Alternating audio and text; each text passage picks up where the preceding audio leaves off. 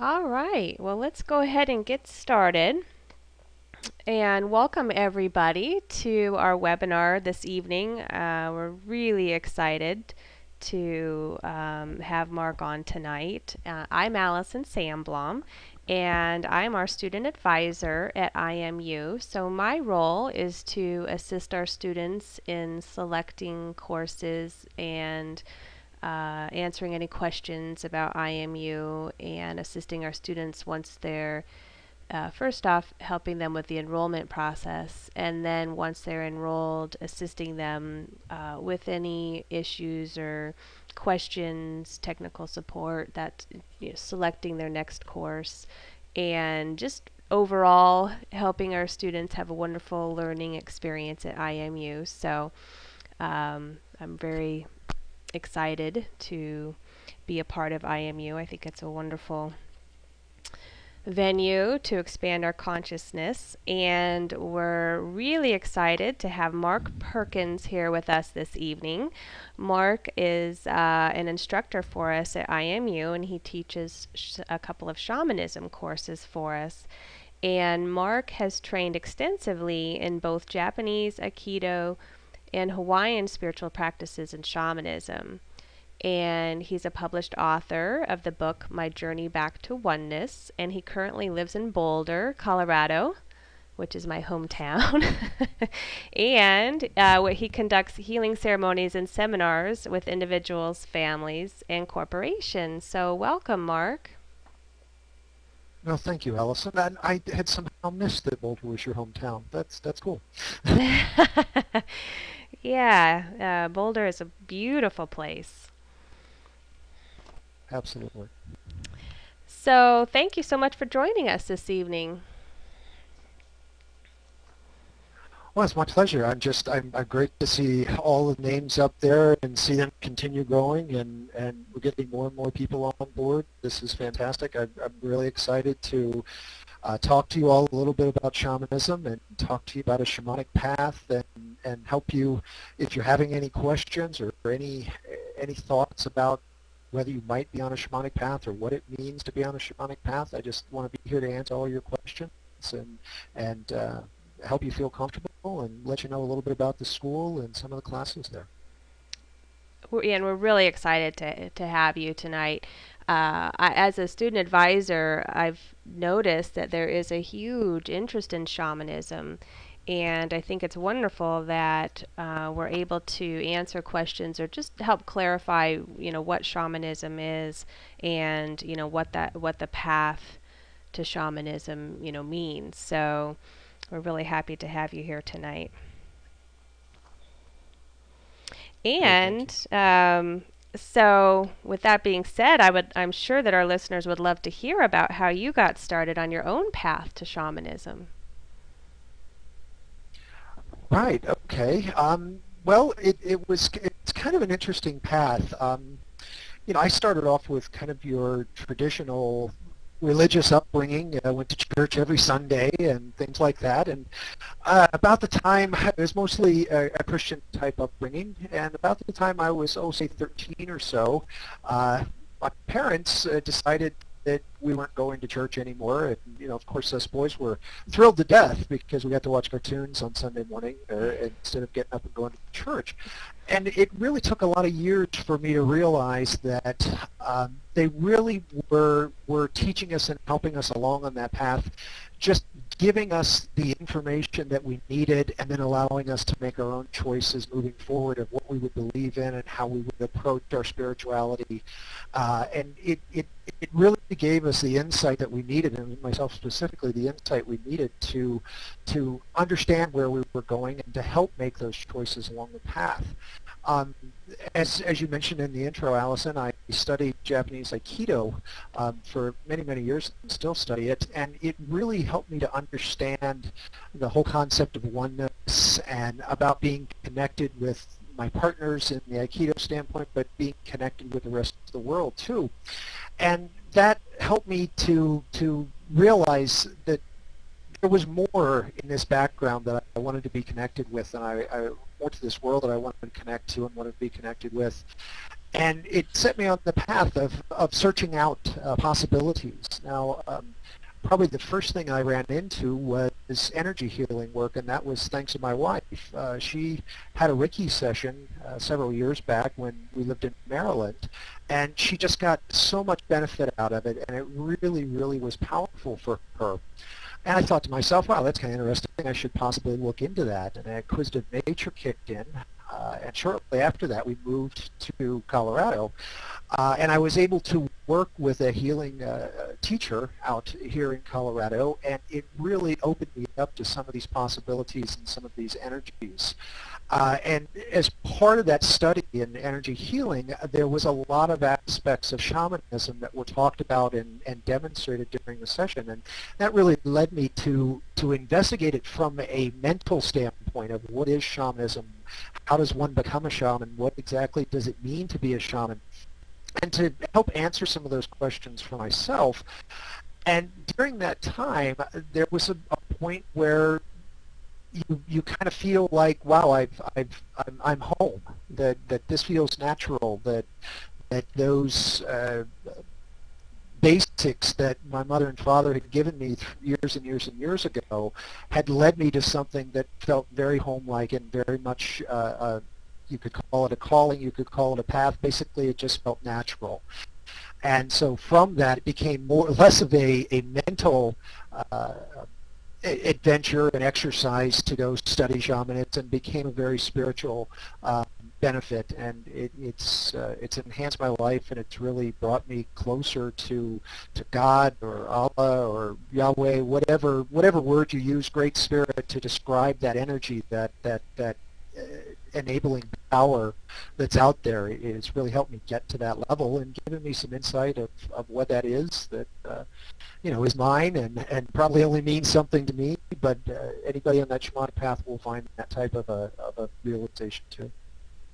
Great. Yeah, I've had a similar experience with just that feeling of coming home, going, to a different healers, like a healing space or, different teachers. You just have that. I'm sure other people have experienced it, but I know what you're talking about when you say that feeling like you're coming home. You just recognize that Yes, energy or yes. something. Yeah, that feels so good. Right. And many people find that same feeling in an organized religion or through other practices, etc. So it's not unique. It's just something that really resonated with me and has enhanced all parts of my spiritual practice. Right. Um, and, I know a lot of people have a question about, shamanism seems to be such a broad term. Can you help everybody with maybe a definition or just what is your definition of shamanism? Well, yeah, shamanism in general goes back pretty much the oldest form of spirituality known to man. It can be found in just about every society that's out there. It's different practices, different cultural modifications, etc. But the underlying concepts are all the same. That there are two areas, two components to this existence. There's the ordinary reality. It's the world of five senses and physics and up and down and kind of everything we experience as part of our everyday existence. And then there's this other side of the world, the non-ordinary reality, and those are the areas where you have spirit guides and you have helpers and your elementals and animal spirits, etc. And all of those areas are essentially the animated qualities and energies of nature that is out there. So with shamanism, you're going to find a very, very strong nature component. There's going to be an understanding of maybe how a wolf survives through the winter, and that's able to then help you if you were trying to live out in the wilderness to survive through the winter. But doing something simple to bring it into modern day, like watching the progression of the seasons. A lot of people talk about global warming and things like that, and I think there's some areas of our society that are missing the fact that if our planet is getting warmer, maybe we should be planning sooner. And that's that shamanic nature that comes into play. So you've got the things about ordinary reality and non-ordinary reality, and probably the primary element that really is a indicator of shamanism compared to anything else is that the shaman goes on a shamanic journey where his spirit or his soul leaves the body and travels to those non-ordinary reality areas to meet with guides, to meet with teachers, and to learn information that they can bring back then to help their community as a whole. Now, it's a little bit different nowadays. Our communities are not 10 or 15 people living in a village somewhere. They're a society of millions and millions of people. But if you think about what your day-to-day life is like, you're really interacting with a very small group of people that looks to you to provide some sort of an input or some sort of a interaction with the community to help better that community. And excuse me, that's what the shaman is doing throughout their career, is interacting with their community, going to these non-ordinary realities to help bring back information to help the community survive, to be in service to the community. Wow. So basically, when you think of shaman, you think of an indigenous culture, but more and more there's modern shamans then, in our communities in the modern world. Yeah, absolutely. There has been and will always be a need for a guide or for a teacher or for a leader to help guide the community. Now, some people try to guide the community through coercion or persuasion or through other methods, but when living in an area where nature is so much part of your life. I love it out here in Boulder because I can look out back and see animals running and see the woods. But when you're in an urban setting, there's a lot of nature there that can help you understand what's going on. There's the clouds, there's the breeze, there's the sun.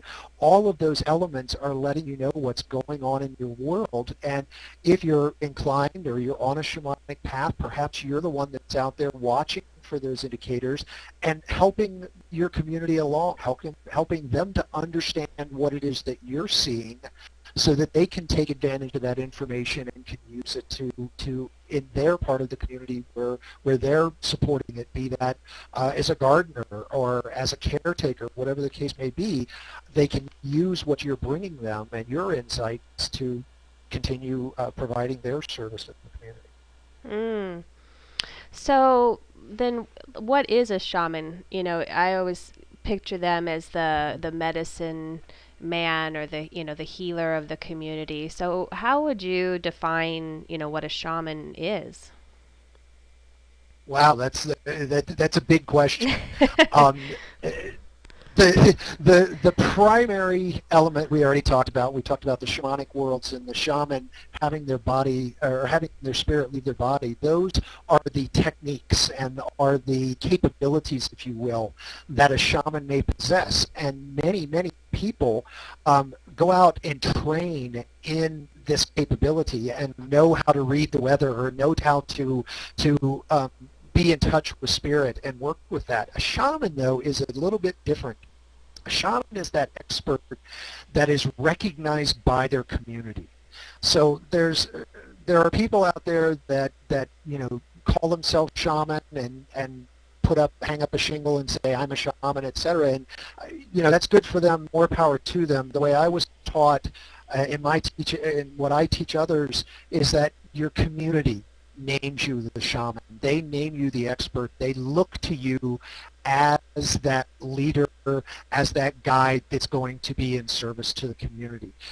So there may be many, many people in a community, a traditional community, or as far as that goes, a modern community, that are doing shamanic practices, that are working in the shamanic realms, that are bringing back information. But it's usually only one person or a small group of people that are the recognized and called shaman for that group. So for a person to be a shaman, they really are that walker between worlds. They go from the ordinary reality to the non-ordinary and come back at will. But really they're recognized by their community as that expert and as that person, that leader, to support and help the community. Okay.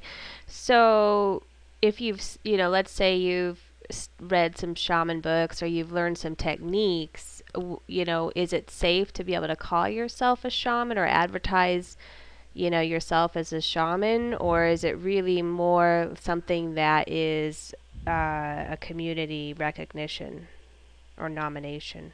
It, Yeah, the way I've been taught, it's a community recognition. Now, what many people do, and the term that is quite acceptable for everyone, is a shamanic practitioner. And that's recognized that you work in the shamanic realms. You might be a healer, or you might be specialist in soul retrieval, etc. Or you might just help people get through bad times, maybe post-traumatic stress disorder or something like that. But you might not necessarily call yourself a shaman. I do not call myself a shaman. I say I'm a shamanic practitioner.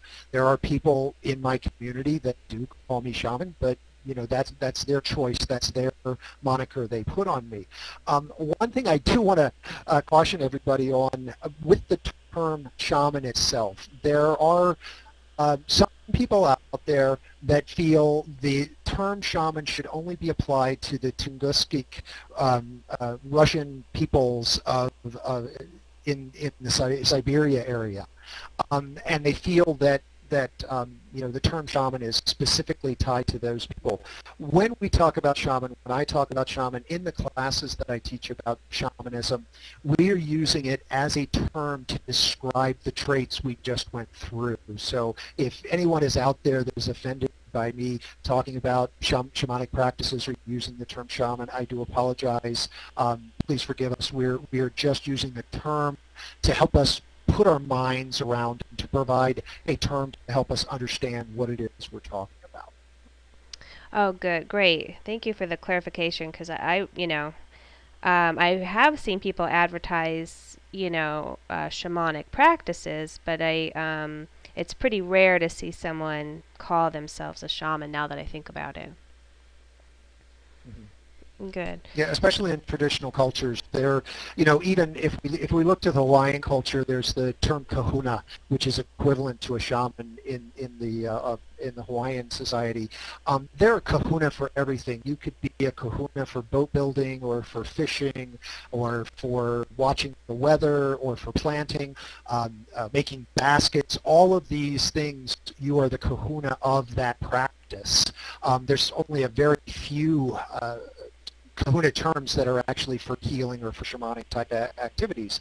But these people are connected in. If you're a basket weaver, you might be connecting in with the spirit of the grasses or the material you're working with to help it mold properly to fit what it is you're trying to build. But nonetheless, even those individuals don't call themselves kahuna. They are the basket weaver, or they are the auntie that does this work. It's the people in the society that look to them as the kahuna. So this goes well beyond any type of spiritual practice, into pretty much any type of a person that's being recognized in their society as an expert. It's a recognition from the society versus someone hanging a shingle saying, I'm the best canoe maker in the world. That may or may not work, but if you are the best canoe maker, the people are going to recognize you as that, and they're going to call you that, or Right. call you accordingly. Okay, okay, great.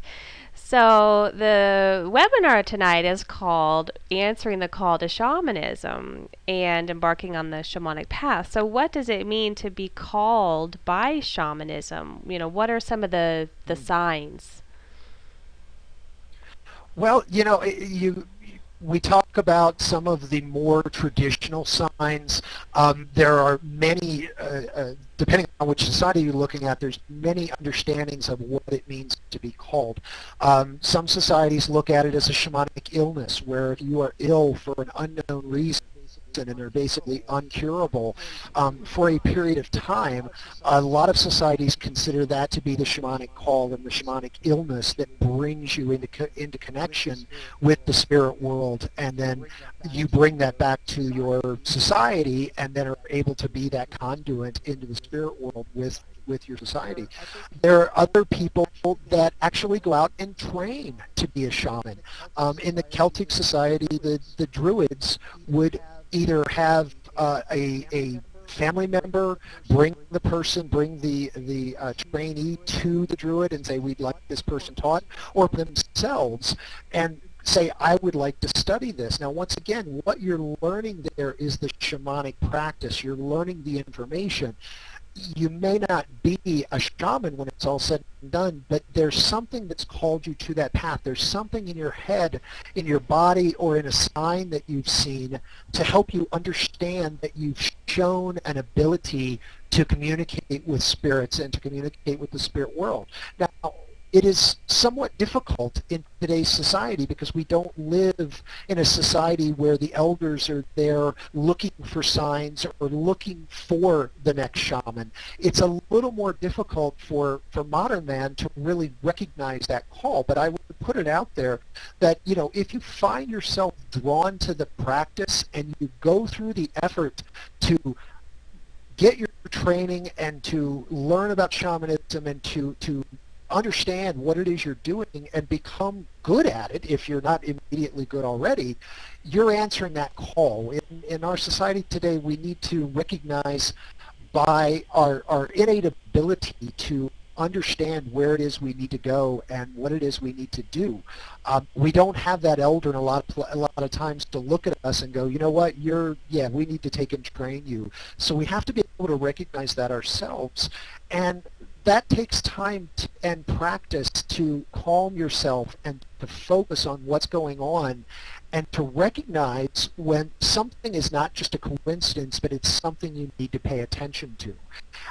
Myself, I had many instances where Hawaii and the shamanic practices in that area came up into my being for years and years, and I didn't recognize it. I didn't have that mental ability or that vocabulary to understand what it is I was getting into and to say, oh, I should do that. It was probably 25 years ago. A good friend of mine moved to Hawaii, and as soon as he got out there, he immediately called me and said, you need to come out here. It's a great place. You've got to come out here.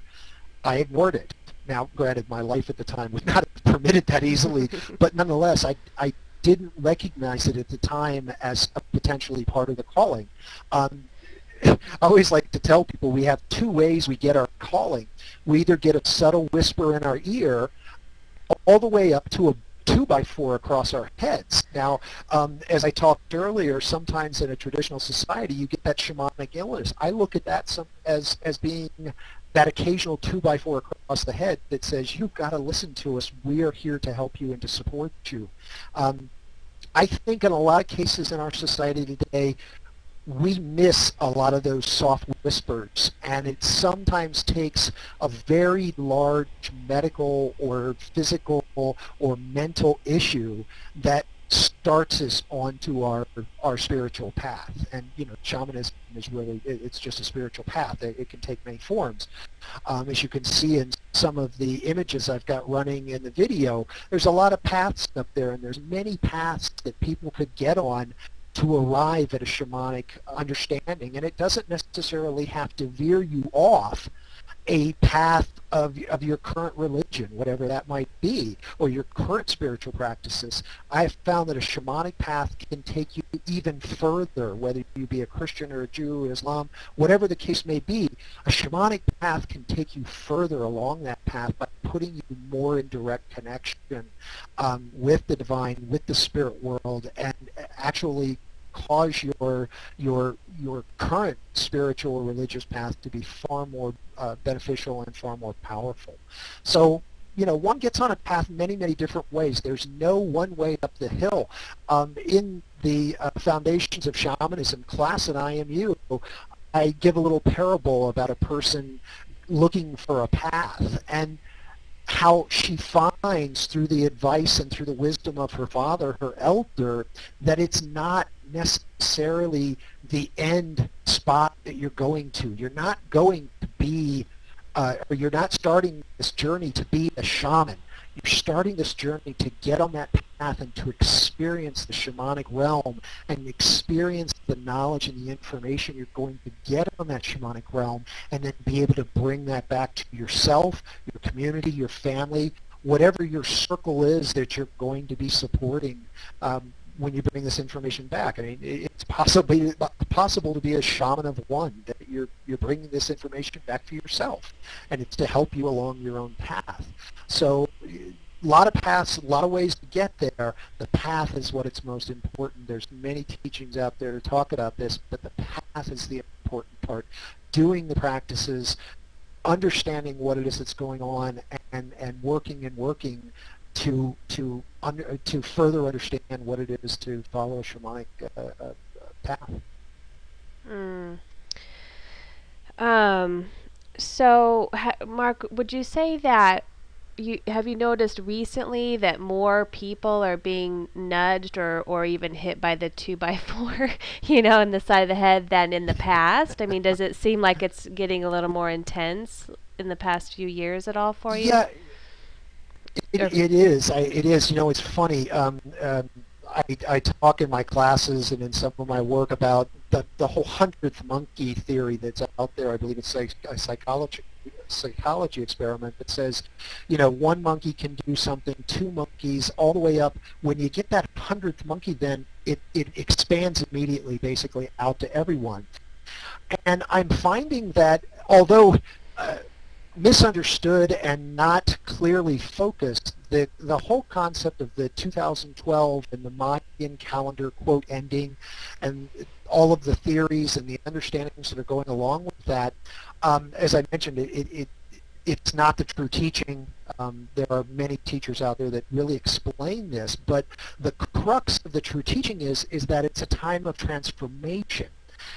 Simply by simply because of all of the press and all of the books and all of the hype and fear that's being pushed out there into through the media, through discussions, etc., about 2012 has caused a lot of people to listen a little closer to that whisper. Fear is a wonderful, wonderful thing. It makes you incredibly acute. If you hear soldiers talk about being in war, when fear hits, everything slows down. It becomes very clear what's going on. You can see what's happening. Where most people expect it to be chaotic and very distracting, a lot of soldiers talk about it being very clear. And the fear that's been brought around because of some of the discussions of 2012 has caused people to think and to become very clear about what their spiritual path is. So, roundabout answer to answer your question, yes, there is a great number of people that are out there looking for their path, be that shamanism or anything else. They are looking for that path, and they're trying to identify that path because their fear mechanism is kicked in. Now, that brings in all of its own concerns of how exactly we take a person from a state of fear to a state of positive receivership, where they can look at what's going on in the world and figure out how it's affecting them, and then be able to act on that without being in a state of fear all the time. That takes a little bit. But if fear is causing people to hear that whisper instead of the 2x4, I'm all for it. I can teach people how to get out of the fear, but I can't teach them how to hear that whisper. My wife told me when I first started in the shamanic practice that I had one problem I was going to have to work on. That because of my training as a Marine, because of my work that I'd done throughout my life, I like to show people a path or a doorway, and if they didn't walk through on their own and I knew it was for their greatest good, I had a tendency to pick them up and throw them through the door. And my wife said, you sometimes throw them through the door without actually opening, and you need to stop doing that. So throughout my practice, I've learned that if people are recognizing the whisper, I don't need to throw them through the door. So it's really good, and I can feel better about my life. But you need to be there. You know, I can't show you. All I can do is show you the door. All I can do is offer you the information. It's up to you to step through it and to make your own decisions at that point in time. It becomes very frustrating, and I would caution anyone thinking about a shamanic path that takes them beyond their own personal usage, that there are going to be times when you're going to bring back information that you know can help someone, you know it can serve them, you know if they follow what you are bringing to them, that they will get better, they will be able to deal with the situation that they're in.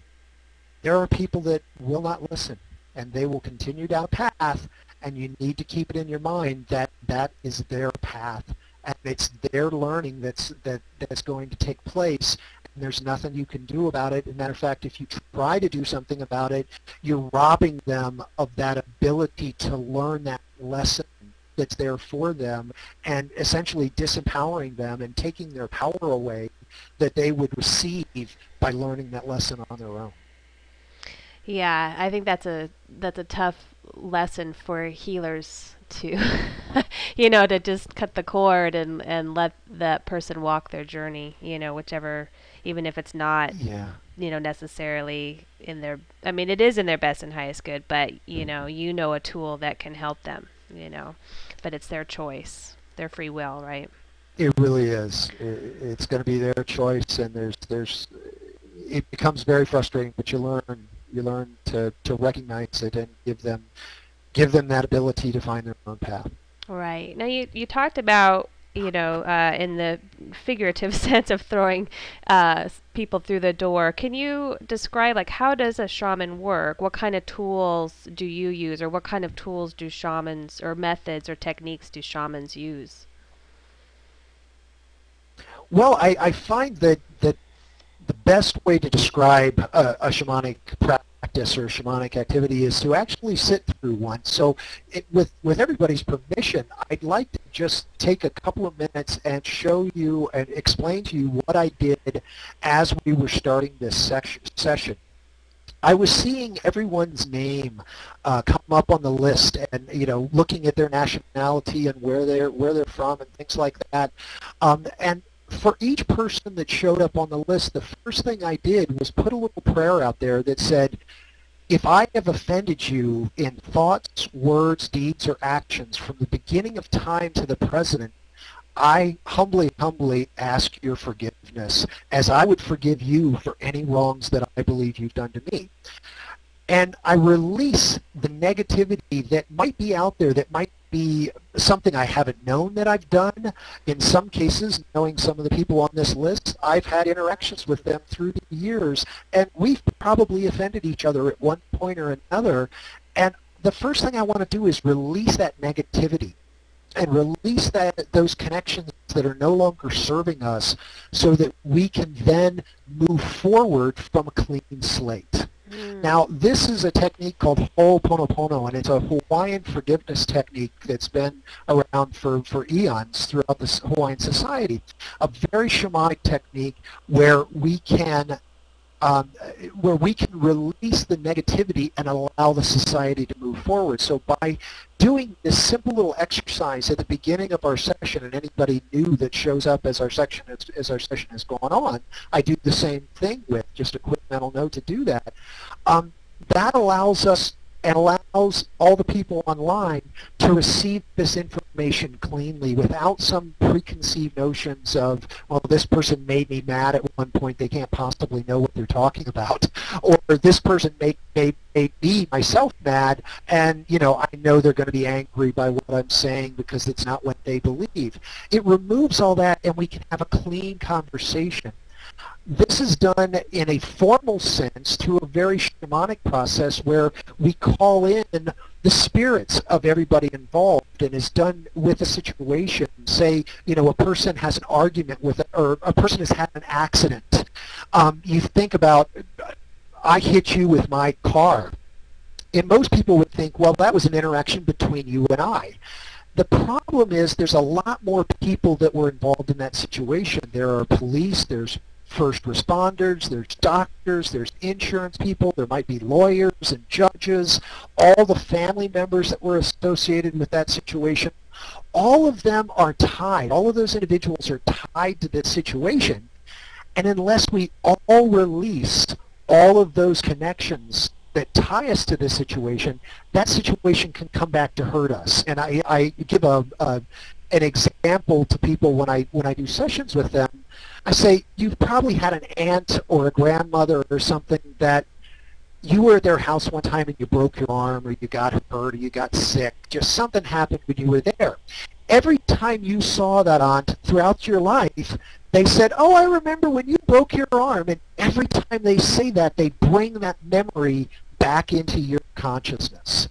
The same thing happens with the negative situation, that every time someone says, oh my gosh, you know, that guy really did you over when you got your divorce, every time they say that, they bring that negativity back into your life, back into your consciousness. Through this whole Ho'oponopono, the theory is the only way you can truly heal these situations is to release, have everybody release all the connections. We're not talking about forgetting. We're talking about learning and forgiving the situation and being able to move on from the situation. That's one of my favorite shamanic practices.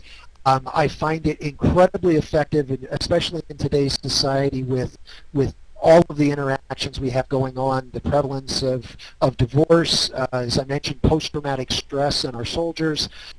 They really need things like Ho'oponopono to help them get through their life. Yeah, and you teach a class at IMU on Ho'oponopono. I do. It's one of the advanced classes, and Allison, I think you actually attended, I didn't you? So have. maybe It's you can fantastic. give a little independent I view of the can. class. I But can. yeah, we actually teach you about Ho'oponopono, and it is an advanced class, so you do need to have some basic shamanic understanding, because what the class is really about is a shamanic review of Ho'oponopono and showing an independent view via shamanic practices of the effectiveness of Ho'oponopono. So it is an advanced class, but it's one for people on a shamanic path. After you get through the foundations class and Sandra Ingerman's basic shamanic journeying class, then you're ready to move into something like the Ho'oponopono class. Great. Yeah, that it is a wonderful tool. And I'm looking at some of these pictures going by and seeing, I always associate the drum or rattles with shamans. Do you use that, or Yeah. what do shamans use those for? Right. Well, the drum, the rattle, and there's several other areas we can talk about just in a second, are really there to set up a beat that is commonly associated with the ability to shamanize, the ability to go out to the other worlds and connect with spirit. That's a very scientific way to say the drum acts like a carrier wave, acts like a rainbow that can carry you along to the spirit world. Now, the drums, the rattles all have the percussive nature to help you get there. There's also things like psychedelics. There's ayahuasca, which if anybody saw, there's a pot of green leaves and bark looking like in these images. That's an ayahuasca pot down in the Amazon being boiled up, ready to get. Basically, it's a psychotropic drug that allows your mind to expand and helps you connect with the spirit world. There's other ways. Some people fast before going on a shamanic journey. Other people do things like dance. You saw perhaps in the images of the whirling dervishes. I've never actually done it, but the way they described it is a very shamanic trance that it puts someone into by doing these dervish spins. Some people do what's called holotropic breath work, which is breathing in a certain manner that essentially activates that shamanic connection to allow you to reach the shamanic realm. So each of those tools that you might see the shaman have are their way, that person's way, an individual way to actually access the spirit world. You'll see some shamans that don't need that whatsoever. They can just stop, relax, close their eyes, and boom, they're there, and they can bring this information back. I had a wonderful teacher that used to look like he would listening to someone, and he would be sitting there very calmly, and he would lean over to his left and lean over to his right, and then he'd look up and say, well, the ancestors say this. And he was able to access the shamanic realms simply by leaning one way or another and listening closely. When you talk about the drum, when you talk about the rattle, the drugs, anything else that someone might use to reach a shamanic state, they're really just, once you get to that state, those tools are no longer necessary, but sometimes are a lot of fun. Drumming is incredibly beneficial to the human body, to the human spirit. So a lot of times I will drum simply to allow the other person to relax and be ready to start receiving the information. Mm-hmm. So, this is so interesting. I find the shamanism and the shamanic practices fascinating. And how would one go about learning these different types, or these techniques, or these different shamanic practices? Well, there's several options, including just reading and understanding what it is to do a shamanic practice. A lot of people learn very, very well by hearing what others have experienced, because it helps you then put a vocabulary around what you might be experiencing yourself. So I think we may be putting it up later, or it's available now. I did put together a list of resources of reading material that if you believe you're on a shamanic path, or you're on a shamanic path, these would be resources that would help you further your background knowledge to help you get better and better at following your shamanic path and doing your shamanic practices. Of course, there's the IMU classes, the Foundations of Shamanism. I saw a question go by of, would we be learning these techniques in the foundation class? You would be learning about these techniques. You wouldn't necessarily be learning how to journey or how to access the spirit world, but you'd be getting that foundation vocabulary that would allow you then to work with the teacher of your choosing to learn how to actually do a shamanic journey and to go out and to visit the spirit world and to get power animals or to help an individual.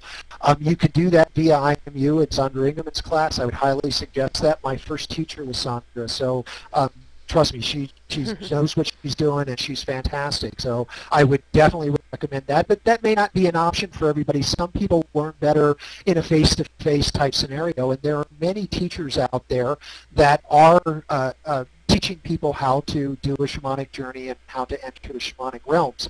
Again, I think it's very important before you go to a class like that, weekend seminar or a large gathering, whatever the case may be, that you first have that background vocabulary that can help you understand what it is that's going on.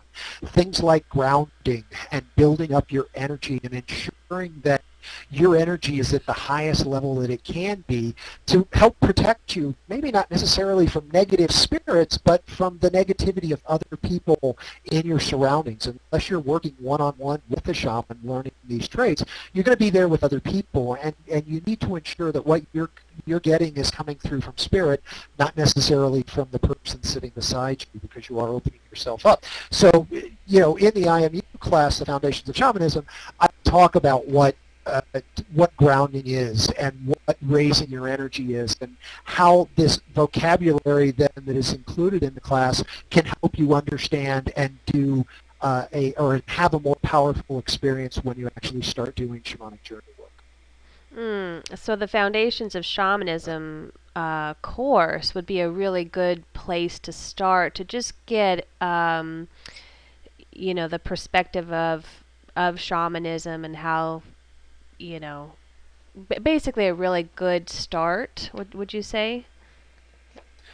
Yeah, absolutely. It's going to, I talk to people about giving you a common vocabulary. It gives you a vocabulary, so when someone talks about soul retrieval, you've got a concept of what it is they're talking about. Or someone talks about ordinary reality and non-ordinary reality, which we just discussed. You understand what they're talking about and can help you wrap your mind around what it is that you're doing in the class. Without that, I talk to people about it. It's like going into a dark room, pulling a book off the shelf, opening up, and having a light come down that just highlights one sentence. Read it, and then be expected to know what the book is, what it's about, where it came from. If you get lucky, it says "Call me Ishmael," and you can go, "Oh, okay, it's Moby Dick, no big deal. I remember that." But most of the time, you're going to read a sentence and go, "I have no idea what it is I'm reading." So without that baseline vocabulary, without the common understanding that you would get through the foundations class, a lot of the shamanic work would be like opening up the book and reading one line and trying to figure out what it is they were talking about. Great, good. And of course, it is a required course for a degree in shamanism at IMU. So it's a good place to start. Well, let's go ahead and take some questions. So, if anybody, any of our listeners would like to submit any questions, if you haven't done so already, you can use the chat feature on the left-hand side of your screen. And feel free to submit any questions, anything that we've talked about that you'd like Mark to expand upon, or anything personally that you'd as far as the path or shamanism. Feel free to submit that, and Mark is here to answer any questions that you might have about that. So take advantage of his expertise and feel free to send in some questions. And I think you did answer that one on the class. And good.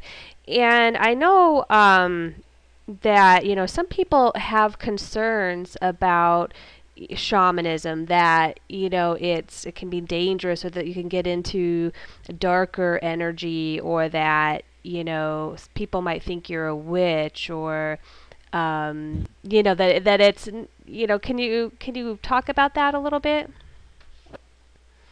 Yeah, that can be a very tricky subject. Even though the witch hunts, etc., happened so many hundreds of years ago, there's still a lot of people that see that as the way it is. And shamanism, I have found, really is probably one of the purest forms to connect and allow you to have a stronger connection, whatever your practice is. So when you look back at some of the witch hunts and things like that, they were really they did not have a vocabulary to understand what it is the people were doing, be that an herbalist or a person that's a midwife. The culture at the time couldn't understand what it was they were doing. They didn't have a vocabulary, and when they didn't have a vocabulary, they had to fall back to whatever their teachings were at the time to help them understand it. So there was a cultural aspect that said, this is bad and this is evil because we don't understand it. Usually that because we don't understand it part was left off, but nonetheless, this was bad and this was evil. So the stigma gets applied to that. The shamanic practices, in my viewpoint, are the purest way to get in connection with the divine, with God, with, once again, whatever word you use to describe the supreme being or that supreme energy or the universe. Once again, whatever you use to describe it, it is a pure way to make that connection. And because it's a pure way to make that connection, many times when I explain it like that, it becomes okay to people. They can remove that stigma that they might have that this is witchcraft or this is black magic or whatever, and see that what you are doing is connecting with the divine. Now, some people worry about negative energies that are out there. I have found that a lot of times there is the whole idea that the negative energy you run into is in yourself, and it is part of you that you carry, a fear, a misinterpretation, a lack of understanding that you don't see. And so that fear is manifested in an energetic image that you see. Now, that is the way I, in most cases, see negativity, see dark energy within a shamanic realm. that does not say that the dark energy and there's not energies out there that you need to be worried about. One of the things I tell my students is about raising their energy levels and bringing their energy up to the highest level that they can so that those dark energies are effectively neutralized and the light is shown on those energies and they don't manifest themselves. Yes, there are areas that are dangerous, but in most cases those areas that are dangerous within shamanism are because of your own fears or because of the fears of the client that you're working with. And once you can recognize that, it becomes much easier to deal with that, not as a negative attacking energy, but you can see it through the eyes of the person that this is a fear that needs to be worked with, and you can help them clear that and to bring that into an understanding that will allow them to heal. That's a really great point. I actually walked that path myself, personally. So I went, Oh, very sensitive to energy, and used to have a lot of fear about, negative energies, and through just a variety of different experiences over the years, just had finally shifted into a place of acceptance, and even compassion and understanding, and so what you're saying just really makes a lot of sense and resonates with me. Very great. interesting. Yeah. Well, So I noticed John's got a question there. I wanted to try to address. He talks about taking the course, and he does mention having had the 2x4 on him. So I know that feeling, and I want to try to help him on this as quick as possible. John, there's a lot of people out there, as I mentioned, teaching shamanism, and it is very good to get with a teacher that you trust and with a person that has um, a similar mind that to you have. Now, again, one way you can do that is by getting that common vocabulary. We talked about taking the course in the reading materials that I offer you. I talk about a book called The Encyclopedia of Shamanism that really would give you that high-level understanding of all of these areas. Now, granted, it's an encyclopedia that's 2 volumes thick, but nonetheless, you could go through that and help you understand some of these areas. Yes, Christine Pratt, we just put it up there.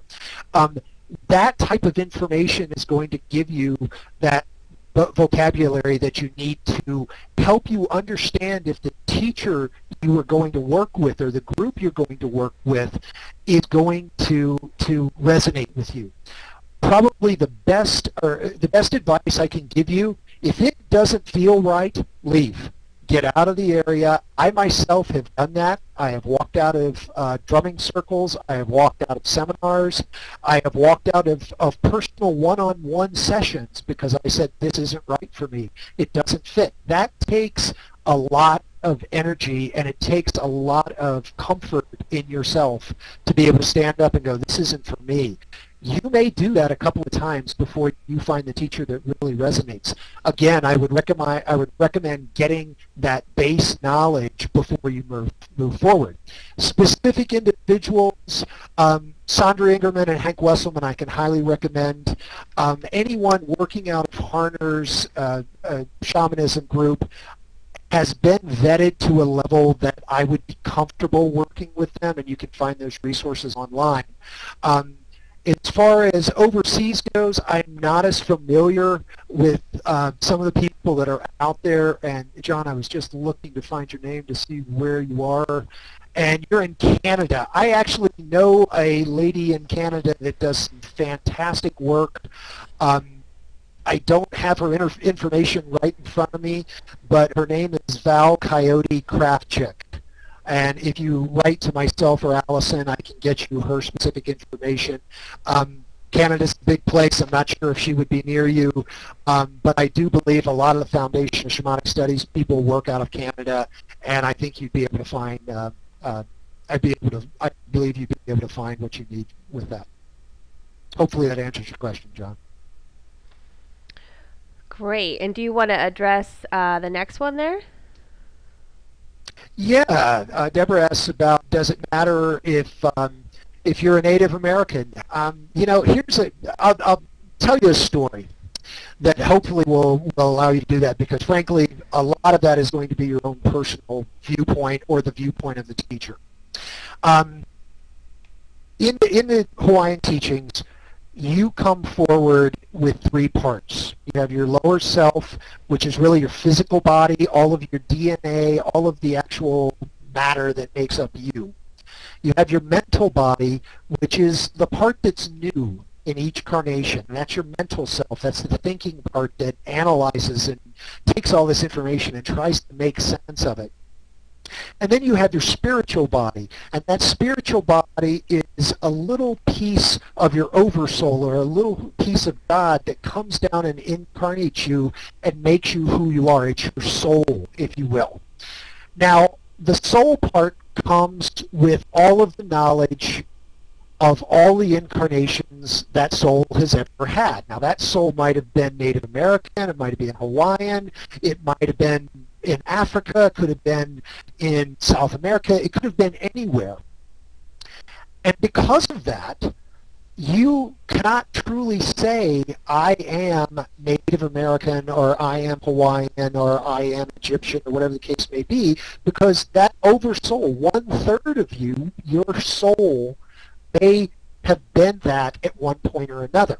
So you need to evaluate, does the teacher look at you as a soul, as a spiritual being that could have easily been a Native American in the past, or are they strictly looking at your lower self DNA? And, you know, my heritage goes back Scottish, Irish, Italian, on back through there. Native American, yes, there is some, but it's not a prevalent thing. So would I walk to a Native American teacher and say, you know, you must teach me? No, probably not, but I would ask permission, because the worst they can say is no. So do you need to be a Native American by birth to study shamanism? No, because you're more than just your physical lineage. You're your spiritual lineage also, and you may be just as much Native American as the person who grew up in the reservation that's 100% blood Sioux. Great. I guess we'll go ahead and if there's any last questions or anything, I think we've answered everybody's questions so far. So just a little bit more about the Foundations of Shamanism course. We are beginning a group online course that's starting Monday.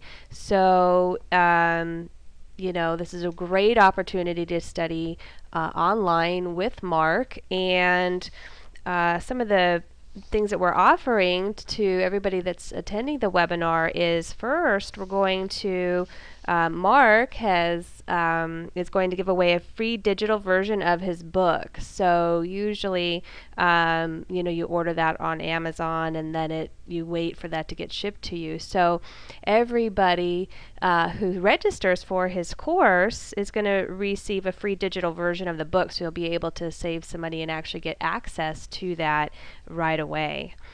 And then one really exciting thing that Mark is offering tonight is he's going to be offering a free half-hour one-on-one session to the first 5 students who register for his Foundations of Shamanism course. So it's a very, you know, very limited, very special opportunity to work with Mark, who's, you know, a world-renowned expert on shamanism. So you'll actually get to have a one-on-one 30-minute session with Mark, and we're giving that away to the first 5 students who register. So if that's you know, exciting and that's of interest to you, be sure to register soon, because I know those will go quickly. And then we're also going to be offering $50 off to anyone who registers for the Foundations of Shamanism class with Mark by Monday. So if you're interested in that, you can register for the course. There's actually a link. If you look at the top of the webinar page, you'll see the words International Metaphysical University. And if you mouse over that and click on that, that actually takes you to the landing page to register for Mark's course. And then, of course, you can go online to intermetu.com and just click under faculty and go to shamanism, and you'll see Mark's name there, and you can register through his course that way as well. So we're so excited to have Mark be part of IMU and have his two classes with us. And thank you so much, Mark, for joining us this evening and for all of the very interesting and fascinating information that you shared with us tonight. Yeah, my pleasure, my pleasure. And I think it's also, we're going to have this recorded, so in case someone wants to listen to it again or have a friend listen to it, I believe it's going to be available on the IMU site. Is that correct? We will, yep. So we'll have it available for replay if you want to revisit any of the information or refer it to a friend. Absolutely. So everyone Great. have a great evening, and thank you again, Mark. The information was just fascinating, and we really appreciate you taking the time to talk with us tonight. Great, my pleasure, and thank you all, and good luck on your paths. Good night. Good night.